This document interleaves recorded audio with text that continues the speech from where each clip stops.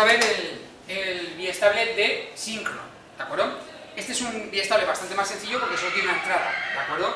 Vamos a poner la simbología de ese elemento, es un rectángulo pero más chiquitito, ¿vale? Tenemos la entrada D y tendríamos lógicamente con el síncrono una entrada de reloj, CDK, y por supuesto la doble salida, llegada, ¿de acuerdo? Estamos en Halloween, ¿de acuerdo? Tendríamos ahí, es un elemento bastante sencillo, y en concreto es bastante sencillo porque realmente lo que hace este biestable D es guardar en la memoria durante un tiempo cómo estaba la entrada cuando yo lo miro, ¿de acuerdo? Sigue siendo un síncrono, estamos hablando de los flancos, de subida y bajada, igual que aquí. Si tiene una señal directa, estaríamos hablando del flanco de subida, si tuviera un bonito, estaríamos hablando del flanco de baja, ¿de acuerdo? En este caso la tabla, la verdad, es bastante sencilla porque tenemos solo dos posibilidades. Tendríamos la de D, C de K, ¿de acuerdo? Y la salida. Entonces la D solo puede estar en 0 y 1, tenemos que tener el flanco de subida en este caso, porque estamos utilizando el que no lleva la negada. Entonces, si la entrada está a 0 y hay un flanco, ¿cómo se queda la salida? En 0. Y si la entrada tiene 1 y está el flanco, la salida va en 1. O sea, realmente dice, parece que es un seguidor, simplemente hace lo que ya está en la entrada, la pasa a la salida.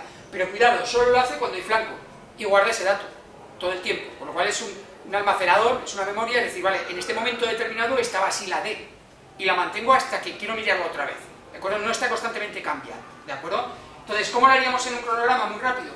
Y verlo, pues lo tenemos aquí. Lo primero que tengo es la señal de reloj y tenemos que trabajar con las señales de flanco de subida. Y como siempre, cuando tengo un flanco de subida, lo subo, ¿vale? Para determinar en ese instante cómo está la señal. ¿De acuerdo? Lo tengo aquí, lo mantengo y lo tengo aquí. ¿Vale? Como siempre, esto me ha quedado un poco inclinado, como siempre, lo que voy a hacer, ¿de acuerdo?, es determinar cómo está la D antes, la salida que teníamos. Lo vamos a poner a 0, por ejemplo. Esto lo decido yo y si no lo pondremos en el examen. Y en el flanco, ¿cómo está la D? La D está en 0. Pues un 0 supone que yo guardo un 0, pues lo mantengo durante toda la señal.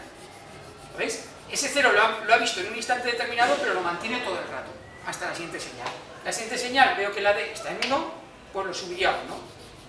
Y lo mantengo hasta la siguiente señal. ¿De acuerdo? Directamente, esto era un 0, paso a 0, esto era un 1, paso a 1. ¿De acuerdo?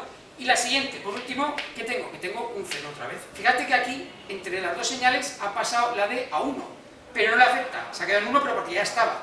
Y ha habido un momento que estaba también en 0, y no le afecta, no ha cambiado, porque tal como toma el valor, lo mantiene. Y aquí, en cambio, estamos en 0, pues bajaríamos a 0 y lo mantendríamos. Es un circuito memoria, pero solo orientado, ¿de acuerdo?, a instantes concretos. Es un circuito de memoria que guardo el valor, pero solo en instantes concretos. ¿De acuerdo? Este es un curso bastante sencillo en su funcionamiento.